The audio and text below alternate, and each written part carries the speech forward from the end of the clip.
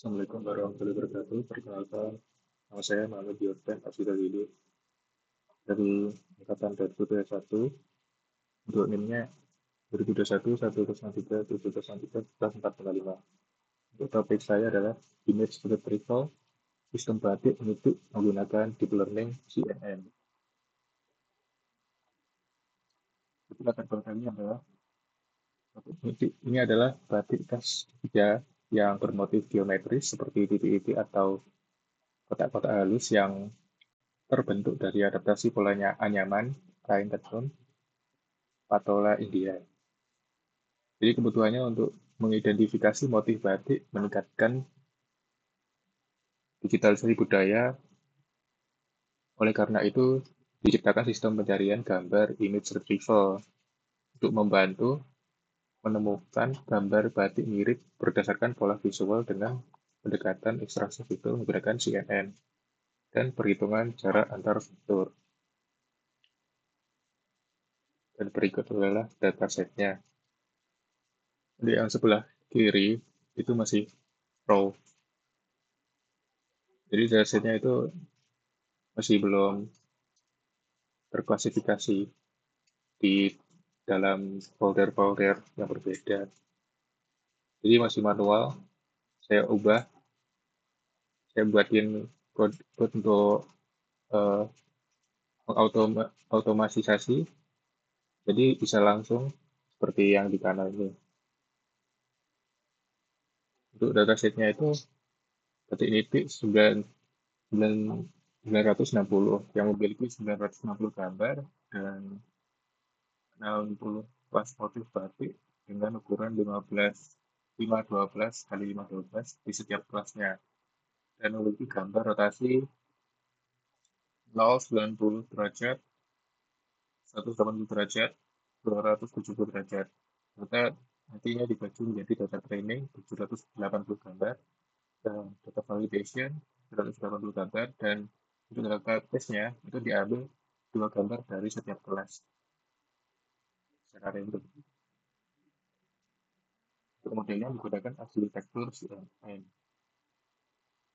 Jadi arsitektur CNN terdiri dari beberapa lapisan utamanya bekerja secara berurutan untuk mengekstrak dan mengklasifikasikan fitur dari data seperti gambar. Lapisan tersebut adalah lapisan konvolusional untuk mengekstrak fitur, lapisan polling untuk mengurangi dimensi data, dan lapisan terhubung penuh fully connected layer untuk membuat prediksi akhir. Jadi model ini yang saya gunakan itu adalah 6 layer konvolusional plus max pooling.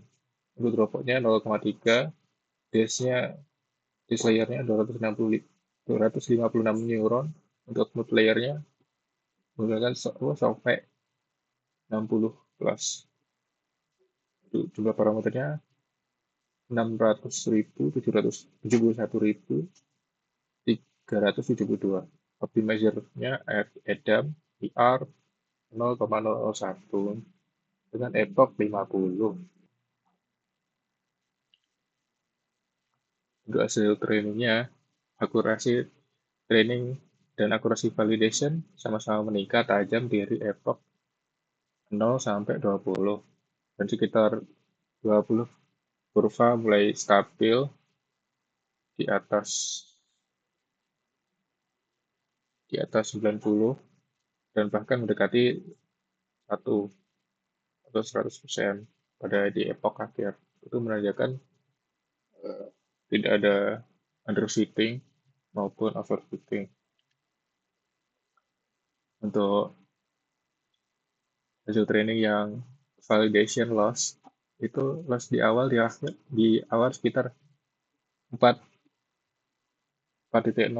Ini normal, hal yang normal. Banyak penurunan loss sangat tajam dari epoch 1 sampai 15. Baik untuk training maupun validation. Setelah epoch ke-20, trend loss dan fall loss turun mendekati 0.0 sampai 0.1. Kedua kurva sangat berdekatan, hampir tumpang tindih dari awal hingga akhir. Itu menandakan tidak ada underfitting atau overfitting. Untuk fitur ekstraksinya Jadi setelah model dirapi, bagian 3 layer terakhir dihapus untuk membuat fitur extraction. Tiap gambar direpresentasikan sebagai vektor baru berdimensi 10, 2,24. Data fitur diekstraksi, train feature 960,1024, query feature 120,1024. Dan nanti disimpan feature data format integer dan disimpan juga dengan label encoder PKL dan juga CNN mode keras. Untuk pengukuran jaraknya menggunakan metode Canberra distance untuk mengukur jarak antara vektor gitu. Jadi jika nilainya distance-nya lebih kecil, maka hasilnya lebih mirip. Jika distance-nya lebih besar, itu akan terjadi sedikit perubahan pada output-nya. Berikut adalah hasil evaluasi sistem Canberra. Untuk presisinya 96 lumayan tinggi. Jadi bisa dibilang akurasinya cukup tinggi untuk menggunakan sistem ini. Berikut adalah hasil plot average, visualisasi plot average precision recall APR, menunjukkan hubungan trade-off antara precision dan recall, nilai map 0,984, menunjukkan sistem sangat presisi. Berikut contoh hasil image retrieval. Query-nya adalah sekar pacar yang dikir itu. Hasilnya distance-nya semakin kecil semakin akurat. Kalau semakin tinggi, maka sedikit terjadi perubahan.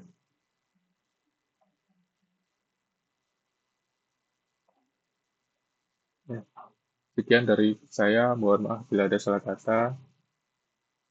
Wassalamualaikum warahmatullahi wabarakatuh.